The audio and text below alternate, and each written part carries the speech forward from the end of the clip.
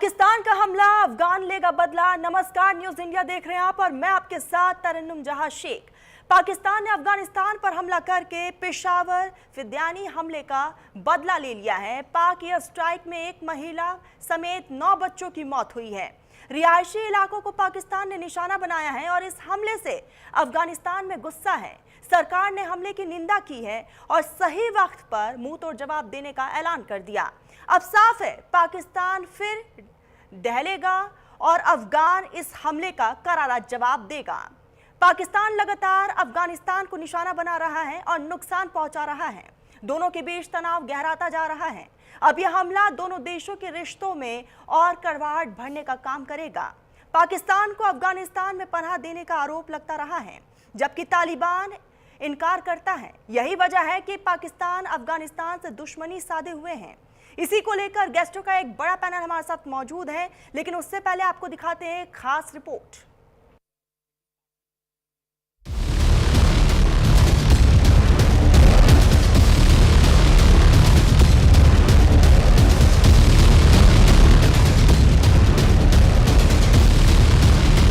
अफगानिस्तान पर पाक के एयर स्ट्राइक, सोते हुए लोगों पर पाक ने बरसाए बम, महिला समेत 9 बच्चों की पाक सेना ने ली जान। तालिबान ने किया मुंहतोड़ जवाब देने का ऐलान। पाकिस्तान ने एक बार फिर से अफगानिस्तान पर हमला कर दिया है। आधी रात को अफगानिस्तान के रिहायशी इलाके पर बम बरसाकर खैबर पख्तूनख्वा के पेशावर हमले का बदला ले लिया। पाक वायुसेना ने रिहायशी इलाके में हमला कर एक घर को निशाना बनाया, जिसमें महिला समेत 9 बच्चों की मौत हुई है। पाकिस्तान की इस कायर हरकत के बाद तालिबान सरकार ने सही वक्त पर जवाब देने का ऐलान कर दिया है। पाक वायुसेना की अफगानिस्तान पर एयर स्ट्राइक, खोस्त, कंधार और पख्तिका प्रांत को बनाया निशाना। पाक सेना ने रिहायशी इलाकों पर बरसाए बम। अक्टूबर महीने से पाक लगातार कर रहा हमले। पाकिस्तानी वायुसेना ने अफगानिस्तान पर एयर स्ट्राइक करते हुए खोस्त, कांधार और पख्तिका प्रांत को निशाना बनाया। एयर स्ट्राइक में 10 लोगों की मौत के अलावा 4 लोग घायल हुए हैं। ऐसा पहली बार नहीं हुआ जब पाकिस्तान ने अफगानिस्तान के रिहायशी इलाकों पर बम बरसाए। पाकिस्तानी सेना अक्टूबर से ही अफगानिस्तान के रिहायशी इलाकों को अपना निशाना बना रही है। अक्टूबर महीने में भी अफगानिस्तान पर पाक ने एयर स्ट्राइक करते हुए रिहायशी इलाकों को निशाना बनाया था और 59 मासूम अफगानियों की जान ले ली थी। दोनों देशों के बीच मामला गरमाने के बाद तुर्की और कतर ने मध्यस्थता की थी और दोनों के बीच सीज फायर करवाया गया था। अब एक बार फिर पाकिस्तान ने अफगानिस्तान के रिहायशी इलाकों को निशाना बनाया और मासूमों की जान ले ली है। अफगानिस्तान करता है पाक हमलों की कड़ी निंदा। अफगानिस्तान के पास अपनी हवाई और जमीनी सीमा, लोगों की रक्षा करने का कानूनी और धार्मिक अधिकार, उचित वक्त पर हमले का दिया जाएगा मुंहतोड़ जवाब। तालिबान सरकार के प्रवक्ता जबीउल्लाह मुजाहिद ने यह कहा है कि अफगानिस्तान इस तरह के हमलों की कड़ी निंदा करता है और एक बार फिर दोहराता है कि उसके पास अपनी हवाई और जमीनी सीमा है। अफगानिस्तान के पास अपने लोगों की रक्षा करने का कानूनी और धार्मिक अधिकार भी है और उचित समय पर हमले का जवाब जोरदार दिया जा सकता है। पाक अफगानिस्तान में अक्टूबर महीने से तकरार जारी। पाकिस्तान ने काबुल में की थी एयर स्ट्राइक। तालिबान लड़ाकों ने हमले के बाद 9 भीषण अटैक किए। पाक सेना को तालिबानी हमलों से भारी नुकसान। पाकिस्तान और अफगानिस्तान के बीच अक्टूबर महीने से तनाव बरकरार है। पाकिस्तान ने अफगानिस्तान की राजधानी काबुल में एयर स्ट्राइक की थी। इसके बाद तालिबान के लड़ाकों ने भी पाकिस्तान की सीमा पर कम से कम 9 जगहों पर भीषण हमले किए और इसमें पाकिस्तानी सेना के 50 से ज्यादा सैनिकों को मार गिराया गया था और हमले का बदला लिया था। अब पाकिस्तान वायुसेना के अफगानिस्तान पर यह स्ट्राइक सांप के मुंह में हाथ डालने जैसी लग रही है। तालिबान से ठीक वक्त पर उचित जवाब देने के ऐलान के बाद अब साफ जाहिर है कि पाकिस्तान एक बार फिर दहलेगा। न्यूज इंडिया के लिए पवन चौहान की रिपोर्ट।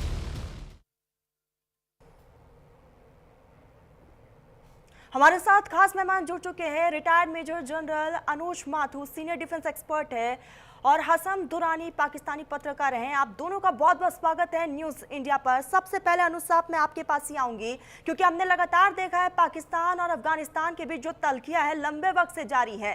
पहले तालिबान और पाकिस्तान एक ही हुआ करते थे, लेकिन आखिर ऐसा क्या हुआ कि तमाम वो तस्वीरें बदलती हुई नजर आ रही है? जय हिंद। देखिए, इसकी वजह हमको देखने की आवश्यकता है। ये एक चीज आपको समझनी पड़ेगी कि टीटीपी जो है वो 2007 में एग्जिस्टेंस में आया था। 2007 से लेकर 2025 तक सैकड़ों बार उन्होंने पाकिस्तान में अपनी हरकतें करी हैं, पाकिस्तान में हमले किए हैं, पाकिस्तान की सेना को, पाकिस्तान की पैरामिलिट्री फोर्सेस को और पाकिस्तान के लोगों को नुकसान पहुंचाया है, चाहे और काफी नुकसान पहुंचाया है। ये अचानक से 12 साल के बाद बदला लेना, उनको सबक सिखाना, अफगानिस्तान में एयर स्ट्राइक्स करना, ये बात समझने की इसके पीछे कोई वजह है, और वो वजह पाकिस्तान नहीं, वो वजह अमेरिका है। आज जो परिस्थितियां वहां परिवर्तित हुई हैं, वो परिस्थितियां ये हैं कि अमेरिका का जो इंटरेस्ट, आप चलिए 2021 से लेकर आज तक जब से अमेरिका वहां से गया है, पाकिस्तान अचानक से जब वहां पर तालिबान की सरकार बनी थी, ये कहना चाह रहे हैं कि पाकिस्तान का खुद का कुछ नहीं है, वो अमेरिका के इशारे पर काम कर रहा है। वही मैं कह रहा हूं, आप मुझे बोलने दीजिए, मैं बता रहा हूं वही आपको, क्योंकि अगर उनका खुद का होता, अगर उनका, तो 2007 से लेकर अभी तक 40 बार हमले कर चुके होते अफगानिस्तान के अंदर। 2007 से लेकर 2025 तक 18 साल तक वो लगातार टीटीपी के हमले झेलते रहे, नुकसान उठाते रहे, चाहे वो स्कूलों पे हमले हो, चाहे वो पाकिस्तान के से आपने अपनी रिपोर्ट में अभी दिखाया है कि 50 से ज्यादा सैनिक मार दिए गए। अचानक से ये होना क्यों शुरू हुआ? उसकी वजह यही है कि अमेरिका वहां पर इंटरेस्टेड है, बगराम एयरपोर्ट की वहां पर इशू है। उसके अलावा अमेरिका पाकिस्तानी की सेना का कहीं और इस्तेमाल करना चाहता है, जो कि आप बहुत जल्द होता हुआ देखेंगे। और ये तमाम चीजें जो हैं, उनकी वजह से ये हमले लगातार हो रहे हैं। अब वो बात मैं बताता हूं आपको कि हमले किस प्रकार से, पहले कुछ क्रिकेटर्स मारे गए थे, अब 9 बच्चे और 1 महिला के ऊपर। तो ये मुझे लगता है कोई भी प्रोफेशनल आर्मी इस प्रकार का कोई काम नहीं कर सकती। तो ये एक कहीं ना कहीं बात देखने की आवश्यकता है कि क्या वजह है, किस वजह से ये इस प्रकार के एयर स्ट्राइक्स किए जा रहे हैं, वो भी ऐसे देश पे जहां पर कि एयर डिफेंस की काबिलियत नहीं है। अफगानिस्तान के पास कोई एयरफोर्स नहीं है, उनके पास कोई well defined air defence systems नहीं है, वहां पर आप एयर स्ट्राइक्स कर रहे हैं। तो ये मेरा मानना है कि इनको प्रोफेशनलिज्म दिखाने की जरूरत है, और वजह मैंने आपको साफ बता दी है। और ये बात आप देखें कि अब अफगानिस्तान के तालिबान जो इलाके समझ चुके हैं कि जब तक पाकिस्तान को चोट पाकिस्तान के पंजाब में नहीं पहुंचाई जाएगी, तब तक ठीक है, मेरे ख्याल से जवाब ले लेते हैं। हसन साहब, मैं आपके पास ही आऊंगी। पहले तालिबान और पाकिस्तान एक ही थाली के चट्टे बट्टे थे, अब आखिर क्या हो गया कि पाकिस्तान की तरफ से एक के बाद एक अटैक किया जा रहा है? और जिस तरीके से अनूप साहब ने भी जिक्र किया कि पाकिस्तान का खुद का कुछ नहीं है, अमेरिका के इशारे पर काम कर रहा है, क्या ये सच है? जी, सबसे पहले तो तरन्नुम, आपका बहुत बहुत शुक्रिया, आपने मुझे प्रोग्राम में शामिल किया। दूसरी बात ये थी कि ठीक है, माथुर साहब ने जो बातें की हैं वो उनके अपना हिसाब से बिल्कुल दुरुस्त हैं। हम कौन होते हैं उनकी इस बात को किसी तरीके से भी, किसी और तरीके से भी कहें कि नहीं जी आप झूठ बोल रहे हैं? नहीं, बिल्कुल ठीक है, उन्होंने अपना पॉइंट ऑफ व्यू जो रखा वो बिल्कुल दुरुस्त रखा है। लेकिन यहाँ पे सबसे पहली बात तो ये है कि मुसलसल एक ही बात कही जा रही है कि पाकिस्तान ने एरियल स्ट्राइक किया, पाकिस्तान ने एरियल स्ट्राइक किया। और खुरास्तान डायरी जो कि एक्स के ऊपर उनका सबसे बड़ा एक चैनल है, जो कि अफगानिस्तान के ऊपर किसी भी किस्म के या अमारात इस्लामी के ऊपर जो मसाइल होते हैं उन पर वो खुल के बात भी करता है, जैसे आप बोलते हैं कि चर्चा कर रहा होता है। तो उन्होंने सिर्फ उनके ही चैनल के ऊपर ये खबर आई है, और उसके बाद थोड़ी देर के बाद आज शाम को पाकिस्तान वक्त के मुताबिक तकरीबन को 3:30 बजे, मतलब कि इंडिया के वक्त के मुताबिक 4 बजे के करीब जो थी, वो ISPR की जानब से प्रेस कॉन्फ्रेंस भी की गई, और उसमें इस बात को कैटेगोरिकली डिनाई किया गया कि पाकिस्तान ने किसी किस्म का एरियल स्ट्राइक नहीं किया, पहली बात। और दूसरी बात यह थी कि जिसकी आप बात कर रहे हैं कि जिस स्टोरी के ऊपर आप बात कर रहे हैं, खुरासान जो है उसकी बात कर रहे हैं, डायरी की बात कर रहे हैं कि जहां पे स्टोरी सबसे पहले पब्लिश की गई है, वहां पे अभी थोड़ी देर पहले मैं देख रहा था कि उन्होंने भी इसको ब्रेकिंग न्यूज के तौर पे लिया, और उन्होंने कहा कि पाकिस्तान ने कैटेगोरिकली इस बात को डिनाई कर दिया है कि पाकिस्तान ने किसी किस्म का एयर स्ट्राइक किया है, पहली बात। यानी कि ये जो बात है ये तो बिल्कुल ही इसमें से निकल गई है ना। उसके बाद हम थोड़ा सा पीछे आते हैं, अक्सर इस तरीके से डिनाई करते ही रहता है हसन साहब। जी जी बिल्कुल, आप बिल्कुल दुरुस्त कह रही हैं, आप बिल्कुल दुरुस्त फरमा रही हैं। बात यह है कि जैसे अभी माथुर साहब ने बात की है, और मैंने उनको क्या बात कही है कि वो उनका अपना पॉइंट ऑफ व्यू है, वो उसके ऊपर सख्ती से कारबंद है। तो मैं कौन होता हूं उनको डिनाई करने वाला? मैं तो बात बिल्कुल नहीं कर रहा। मैं तो तरन्नुम आपको ये बात कर रहा हूं जो कि पाकिस्तान की जानब से कही गई, और इस बात को एक्नॉलेज किया है किसने? खुरासान डायरी ने। हसन साहब, कई बार पाकिस्तान की तरफ से बलूचिस्तान पर यह अटैक हुआ है, कई मासूम लोग मर गए हैं। आपको नहीं लगता कि इंटरनेशनल कानून का भी उल्लंघन है? तो फिर आप देखें ना, अगर आप इंटरनेशनल कवानीन के और खास तौर पे अगर ह्यूमन राइट्स के अगर आप इतने ही ज्यादा जो है आप उसके पैरोकार हैं, आप उसको बहुत ज्यादा बहुत बुरी तरह से आप उसके ऊपर अमल दरामद करते हैं, तो मेरे ख्याल में आपको आ जाना चाहिए था अब तक, और भारत की जानब से जो है इसको पूरी दुनिया के ऊपर लेके आए। लेकिन मसला ये हो रहा है कि ये जो खबर है ये सिर्फ और सिर्फ नहीं, खुरासान लेकिन आप लोग डायरी अपनी के ऊपर आई हरकतों है। से बाज नहीं अब आए सुन हैं। ले तरन्नुम, जरा हाँ। सुन ले मेरी बात, तहम्मुल से, जरा तरन्नुम, जरा तहम्मुल से, ठीक है? आपका जो है ना वो थोड़ा सा काइंडली, कुछ नहीं होता, मैं बात मुकम्मल कर लूं। बात माँ रखिए सिवाय अपनी। खुरासान डायरी के किसी भी चैनल के ऊपर ये खबर मौजूद नहीं है। आप चाहे तो अफगानिस्तान की उनकी जो सबसे बड़ी जो खामा न्यूज है उनकी आप उसको चेक कर लें, उसके अंदर भी ये चीज नहीं है। आप बीबीसी की रिपोर्ट देख लें, उसके ऊपर बीबीसी को पूरे को पढ़ लें, उसके अंदर ये खबर नहीं है। इसके अलावा आप इवन आपके भारत के अपने जो जितने बड़े बड़े आपके न्यूज़पेपर्स हैं या आपकी जो न्यूज़ एजेंसीज हैं, आप उनकी वेबसाइट को चेक कर लें, उसके ऊपर भी खबर मौजूद नहीं है। अब मुझे समझ नहीं आती कि एक ऐसी खबर जो कि भारत की किसी भी बड़ी न्यूज़ एजेंसी के ऊपर मौजूद नहीं है, और भारत का पूरा मीडिया जो है वो एक खुरासान डायरी की एक छोटी सी पोस्ट के ऊपर जो है वो खबर लेके शुरू हो जाता है।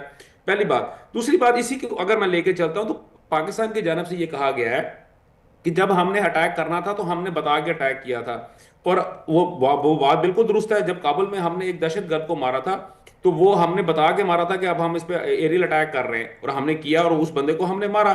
ठीक है, आप लोगों ने कहा कि नहीं वो अभी भी जिंदा है। हमने कहा ठीक है, आपके लिए जिंदा है तो भाई ठीक जिंदा ही होगा, हम तो उसको मार चुके हैं। फिर उसके बाद बात ये हो रही है, यहां पे एक बात कर रहे हैं, और माथुर साहब ने बहुत अच्छी बात कही है कि पाकिस्तान के अंदर वो मुसलसल अटैक कर रहे थे। तो इसका मतलब क्या हुआ, वो अब बकौल माथुर साहब के पिछले तकरीबन 20 से 25 साल हो गए थे पाकिस्तान के अंदर अटैक कर रहे थे। तो अगर वो पाकिस्तान में अटैक कर रहे हैं तो अब क्या पाकिस्तान को अब वक्त मिला है, तो पाकिस्तान अगर उनको रिटेलिएट कर रहा है और उनको मार रहा है तो कोई ऐसा इशू नहीं है। देखिए ना, आपने भी तो जो पहलगाम वाकये के फौरन बाद आपने भी कहा था कि जी हमने 9 पॉइंट्स ऐसे थे पाकिस्तान के अंदर दहशतगर्दी के पॉइंट्स है जिनके ऊपर हमने हमला किया था। हाँ, तो किया था अगर हमने, पाकिस्तान अगर हमला कर रहा है अफगानिस्तान के अंदर, अगर पाकिस्तान अफगानिस्तान के अंदर हमला कर रहा है तो इसका मतलब है कि वहां पर दहशतगर्दी की ऐसी चीजें मौजूद है। दूसरी बात ये आप जो बात कर रहे हैं कि पनाह भी तो सुन ले देते ना, हैं, अब सुन ले दहशतगर्द तरन्नुम जरा तहम्मुल से आपने ये बात कही है कि पाकिस्तान ने अटैक किया और वहां पे जो है वो जो है मासूम बच्चों की जो उनकी डेथ हुई है। देखिए, जब भी कहीं पे अटैक होगा, जैसे आपने जब किया था पाकिस्तान के अंदर और अप्रैल के महीने में जब आपने कहा था भावलपुर के अंदर हमने मस्जिद के ऊपर या हमने वो किया, तो क्या वहां पे मदरसे के ऊपर जब अटैक किया तो क्या वहां मासूम लोगों की जानें नहीं गई थी? लेकिन जब भी लड़ाई होती है, कोई अटैक होता है, तो कोई ना कोई जगह पे, और खास तौर पे जिस अगर आप बात कर रहे हैं हिंदुस्तान की तरफ से जब भी अटैक हुआ है किसी भी सिविलियन को नुकसान नहीं पहुंचाया गया है। आर्मी मैन है, उनको भी आप पता होता है। ये समझिए आप, अगर हिंदुस्तान की तरफ से जितनी बार भी अटैक हुआ है पाकिस्तान पर, कभी भी सिविलियन को निशाना नहीं बनाया गया। आसाम साहब, आप समझिए इस बात को, सिर्फ चिल्लाने और चीखने से कुछ नहीं होगा। नहीं, ऐसे नहीं चलेगा। नहीं, अनु साहब, मैं आपके पास ही आऊंगी, जवाब दीजिएगा। आप एक एंकर हैं तरन्नुम, आप एक एंकर हैं, कभी भी हिंदुस्तान की तरफ से सिविलियन को नुकसान नहीं पहुंचाया गया। आप ये समझिए ना, दे रहा हूं। आप क्यों नहीं समझ रहे इस बात को? अगर आपसे नहीं बर्दाश्त हो रहा तो कोई बात नहीं, थोड़ा सा बर्दाश्त कर लें। आधे घंटे का प्रोग्राम है, बहस के अंदर सारा टाइम अनु साहब, आपके पास ही आऊंगी, जवाब दीजिएगा। जी माथुर साहब, आप दे दें जवाब, उसके बाद फिर मैं आता हूं। मैं बात बता रहा था, इनको ये जो मेरी बात को इन्होंने गलत समझा। मैं ये बता रहा था कि जो इतने साल से इतने बड़े बड़े हमले हो रहे हैं, बावजूद उसके पाकिस्तान ने कभी रिटेलिएट नहीं किया। अब अचानक से अगस्त के बाद से रिटेलिएशन क्यों शुरू हुआ? वो हालात तब के हैं जब डोनाल्ड ट्रंप के पास असीम मुनीर जाकर के बैठे हैं, और उसके बाद से उनके ऊपर दबाव बनाया जा रहा है अमेरिका की तरफ से। देखिए, मैं तरन्नुम, आप अभी आने वाला समय दिखाएगा, मैं उसको प्रीएम्प्ट अभी इस समय नहीं कर रहा हूं, लेकिन आने वाला समय दिखाएगा कि किस तरह से शहबाज शरीफ ने पूरी ज्यूइश कम्युनिटी के साथ और ज्यूइश कम्युनिटी के लीडर्स के साथ ये लोग लगातार बातचीत कर रहे हैं, किस प्रकार से वो इजरायली लोगों के साथ। देखिए, आज पाकिस्तान की सेना की शायद कहीं ना कहीं जरूरत गाजा में हो सकती है। ये मैं आपको याद दिला दूं, ब्लैक सितंबर जब जॉर्डन में पाकिस्तान की सेना ने जाकर के वहां फलिस्तीनी 25-27 हजार फलिस्तीनियों को मारा था, उसकी वो समय भी याद कर लें। तो ये पाकिस्तान की जो इस प्रकार की जो हिस्ट्री रही है, उसी के वजह से अमेरिका ने उनको उनके ऊपर दबाव। देखिए, अमेरिका उनकी मदद कर रहा है। ये जो F-16 से फायर हो रहे हैं, ये $400 मिलियन पहले बाइडेन के टाइम पर इनको दिए गए थे, $350 मिलियन अभी F-16 के लिए ट्रंप प्रशासन ने दिए हैं। ये तमाम चीजें क्यों की जा रही हैं, उसकी वजह मैंने आपको बता दी कि वो दबाव अमेरिका से है। और अमेरिका चाह रहा है, अमेरिका बागराम जो कि काबुल के नॉर्थ में एक एयरफील्ड है, उसके ऊपर वो दोबारा उनसे मांगा है लेकिन उन्होंने। यही और अनूप साहब, एक यही तो सेकंड, पाकिस्तान मानने को तैयार ही नहीं है कि वो अमेरिका के दबाव में है। एक और बात बताना चाहता हूँ, उसकी वजह मैं बताता हूँ तरन्नुम, क्या है कि उनको चीन से खतरा है। आज की जो सुपर पावर रिवेलरी है वो चाइना और अमेरिका के बीच में है। चाइना जो अपनी 100 ईयर मैराथन दौड़ रहा है और वो अमेरिका से कहीं ना कहीं आगे निकलता हुआ नजर आ रहा है, उसको चेक करने के लिए, क्योंकि जो उनकी जो न्यूक्लियर प्रोग्राम है, उसको वो वहां बैठ करके, वहां पर रह करके उसको इफेक्टिवली वहां पर उसको चेक कर सकते हैं। इस वजह से उनको वो एयरफील्ड चाहिए, इस वजह से उनको पाकिस्तान की मदद की आवश्यकता है।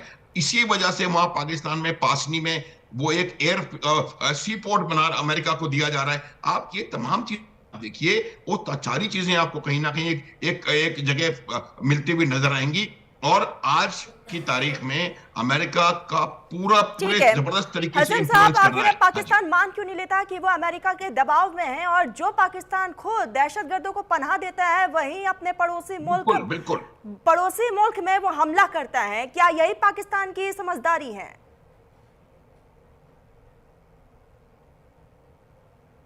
हसन साहब, आपके पास ही आऊंगी। सॉरी, मैंने म्यूट किया हुआ था।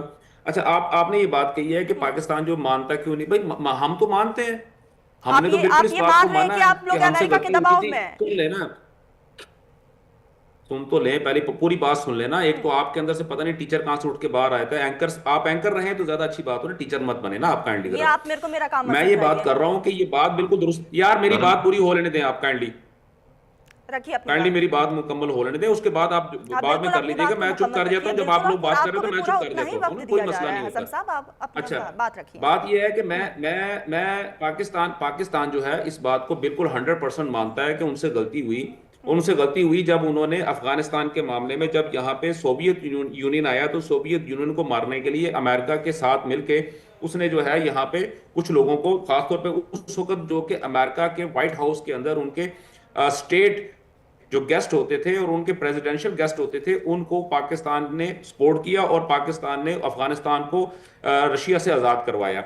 हम मानते हैं हमसे गलती हुई है, हमसे बहुत बड़ी गलती हुई है, लेकिन उसके बाद हुआ यह कि पाकिस्तान के अंदर कोई इस किस्म की एक रजीम आ चुकी थी जो कि किसी तरह से भी उसके अंदर, जैसा अभी माथुर साहब ने बहुत अच्छी बात की है, उन्होंने कहा कि प्रोफेशनल आर्मी। तो बात ये थी कि उस वक्त हमारे पास जो सोल्जर्स जो थे या हमारी जो लीडरशिप थी, आर्मी की लीडरशिप थी, वो प्रोफेशनल नहीं थे, वो पॉलिटिशियंस थे, जो कि आपने इमरान अहमद खान नियाज़ी साहब के दौर में देख लिए। हमें एक दौर में तो यहां तक बताया जाता था कि हमारे पास टैंक्स के अंदर डीजल नहीं है, हमारे पास गोले नहीं है, हमारे पास कोई चीज ऐसी नहीं है जिससे हम किसी तरह से भी किसी भी अपने मुल्क का दिफा कर सकें। लेकिन उसके बाद क्या हुआ, उसके बाद आप ये देखें, जैसे ही हमारी जो एक रजीम चेंज हुई है पाकिस्तान के अंदर, नई लीडरशिप आई है, उसके सामने आने के फौरन बाद आप ये देखें कि पाकिस्तान की आर्मी जो है वो इस वक्त कहां से कहां पहुंच चुकी हुई है। और मैं ये बात बिल्कुल नहीं कहता कि हमने आपको संदूर में हराया, नहीं, बिल्कुल नहीं है। मैं ये कहूंगा कि हमने डिफेंड किया था अपनी चीजों को और हम उसमें सक्सेसफुल रहे हैं, पहली बात। दूसरी बात, ये मुसलसल यहाँ पे जो है वो बात कर रहे हैं, माथुर साहब कह रहे हैं कि मैं समझने में गलती कर गया हूं। मैं इनकी बात समझने में बिल्कुल गलती नहीं की। देखिए, एक वक्त में, और इन्होंने बहुत अच्छा पॉइंट दिया है जो कि मैं उसी पॉइंट को आगे लेके चलूंगा कि अमेरिका जो है वो चाइना को पीछे करना चाहता है। ठीक है, मैं मान लेता हूं इनकी बात को। तो सर माथुर साहब भी इस बात को खुले दिल से और खुले जहन से जरा कबूल फरमाएं कि एक वक्त में अमेरिका ने भारत के ऊपर पूरी अपनी कंसंट्रेशन रखी थी चाइना को मारने के लिए, चाइना को तबाह करने के लिए। लेकिन क्या हुआ, सिंदूर का जैसे ही आपके सामने पहलगाम वाकये के फौरन बाद जो एपिसोड आपके सामने आया, उसके बाद क्या हुआ, भारत किधर रह गया और चाइना किधर चला गया और अमेरिका किधर चला गया। तो तीसरी बात यह है कि अब दुनिया जो है वो एक्सपेंशन प्लान्स के ऊपर इस तरह नहीं चलती कि वो किसी भी जगह के ऊपर कब्जा कर ले।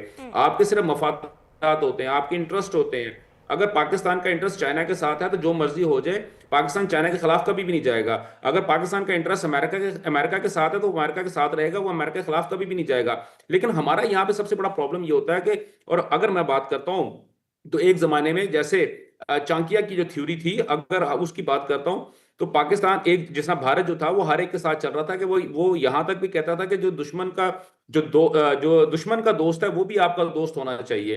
तो बिल्कुल अल्हम्दुलिल्लाह अब पाकिस्तान जो है उसी चीजों के ऊपर चल रहा है। दोस्त का दोस्त तो आपका दोस्त है ही है, लेकिन दुश्मन का दोस्त जो है वो भी आपका दोस्त है, और पाकिस्तान उस सिस्टम को लेके चल रहा है। लेकिन जहां तक मुझे नजर आ रहा है और इंटरनेशनल चीजों के ऊपर अगर मैं देख रहा हूँ, देखिए तो हसन भारत साहब, जो है इस मामले आप में थोड़ा लोगों सा से जो पीछे पुरानी नजर आ रहा गलती है। हुई उसको सुधारा भी जा सकता है। तालिबान सरकार एक के जो मिनट, प्रवक्ता है बिल्कुल जबीउल्लाह, हम सुधार रहे हैं, हम उसको सुधार रहे हैं उनकी तरफ से प्रणम, बकायदा हम सुधार रहे हैं, इस हम उसको बात की सुधार पुष्टि रहे की हैं, गई हम है उसको कि आप प्रॉपर लोगों की तरीके से तरफ से सुधार रहे अटैक हैं। किया गया है। आऊंगी मैं आपके पास, आऊंगी मैं आपके पास। जी तरन अनु साहब जवाब दीजिएगा। हाँ, तरन तरन देखिए, मैं आपको एक बहुत साधारण सी बात बता देता हूँ कि पहली बात तो मैं इनका ये शक दूर कर दूं कि भारत का इनको इनको इनको ऐसा लग रहा है कि भारत और पाकिस्तान अमेरिका का दुश्मन हो गया है। कोई ऐसी बात नहीं है। हमारे अमेरिका के साथ भी वही संबंध है। भारत एक ऐसा देश है जो रूस के साथ भी व्यापार कर सकता है, अमेरिका के साथ नेगोशिएट कर सकता है, चीन के साथ compete कर सकता है। आज हम ऑल अलाइंड की पॉलिसी से आगे बढ़ रहे हैं और हमें किसी की इसके सर्टिफिकेशन की आवश्यकता नहीं है। आज आप ऐसे ही दुनिया की चौथी सबसे बड़ी अर्थव्यवस्था नहीं बन जाते। ऐसे ही आपके इतने जबरदस्त टैरिफ लगने के बावजूद 6.8% जीडीपी ग्रोथ हुई है पिछले क्वार्टर में। तो ये बात समझने की है कि हम लोग कहाँ हैं और कौन कहाँ है, इसके बारे में अभी डिस्कशन की गुंजाइश नहीं है। लेकिन मैं आपको इतना बता सकता हूं कि जब आपने देखा होगा कि जब एससीओ की मीटिंग हुई थी तो शहबाज शरीफ का कि कहाँ थे और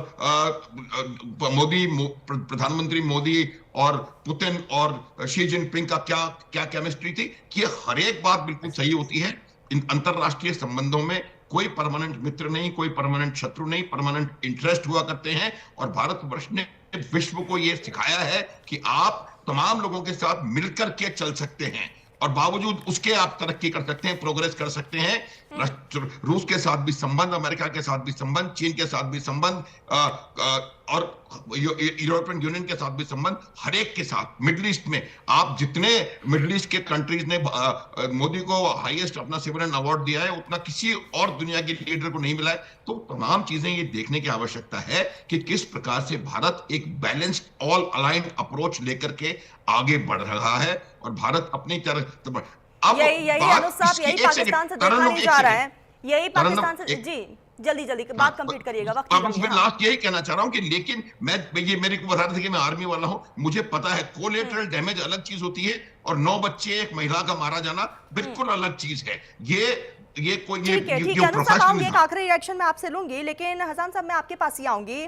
तालिबान सरकार के जो प्रवक्ता हैं जबीउल्लाह, उनकी तरफ से कहा गया है कि अफगानिस्तान के पास अपने लोग हैं, अफगानिस्तान के पास अपनी पूरी रक्षा है और अफगानिस्तान को यह बेहतर ढंग से पता है कि उसको किस तरीके से ये बदला लेना है और इसके लिए पाकिस्तान तैयार रहे। जवाब दीजिएगा। जी बिल्कुल, हम तो बिल्कुल तैयार हैं। वो आए तो सही एक दफा, इससे पहले वो आए थे। अभी पीछे जो है उनके तकरीबन कुछ 57 से ज्यादा बंदे, अभी तक लाशें जो है शायद वो गल सड़ गई हैं, वो बॉर्डर के ऊपर ही पड़ी हुई थी। वो पाकिस्तान पे अटैक करने के लिए आए थे, तो वो अभी तक उन्होंने लाशें भी नहीं उठाई उनकी। तो जबीउल्लाह साहब को जरा काइंडली मेरी तरफ से पैगाम ये पहुंचा दें कि यार सबसे पहले आगे अपनी वो जो पुरानी जो बंदे जिनको अटैक के लिए भेजा था, मोर देन 57 पर्सन, उनको उनकी डेड बॉडीज को वहां से उठा के ले जाए। और दूसरी बात ये थी कि जो अफगानिस्तान, अगर अफगानिस्तान की बात करते हैं तरफ से ये हमला रुकेगा नहीं, है ना? नहीं देखिए, मेरी बात सुने ना, आपको मेरी बात नहीं समझ आ रही। मैं ये आपसे बात ये कर रहा हूं कि अगर जबीउल्लाह ने कहा है कि वो पाकिस्तान के ऊपर अटैक करेगा, तो फिर जबीउल्लाह को शायद ये बात बिल्कुल भूल गया कि इससे पिछले जो उसने 57 से ज्यादा बंदे भेजे थे, जो कि अभी तक जिनकी डेड बॉडीज जो है अभी भी बॉर्डर के ऊपर पड़ी हुई हैं, उनको उठाया क्यों नहीं है? पहले उनको तो उठा ले, उसके बाद जो नया जो है वो अटैक उसकी तैयारी शुरू करे।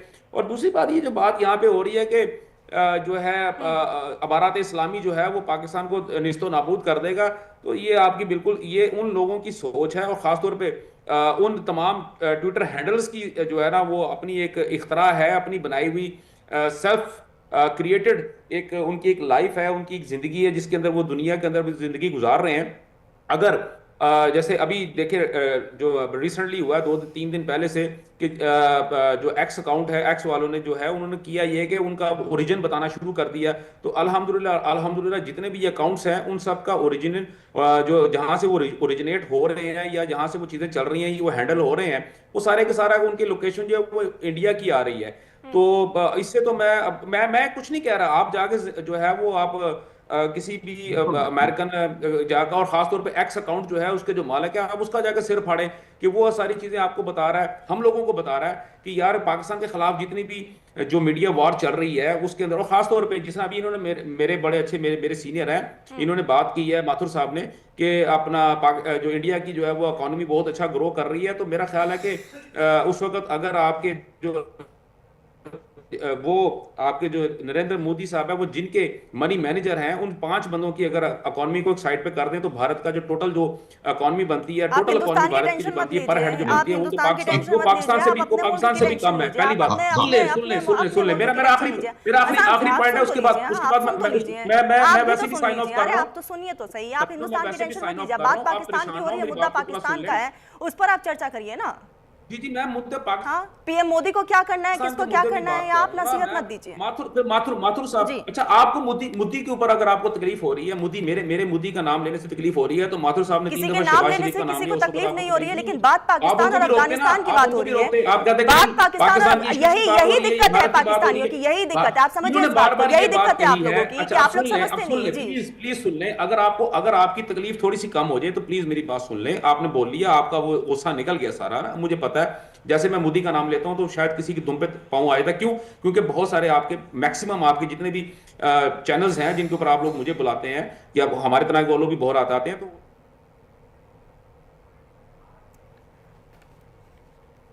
अनु साहब बिल्कुल ठीक है। फिलहाल वक्त हो गया एक छोटे से ब्रेक का, जल्द हाजिर होंगे।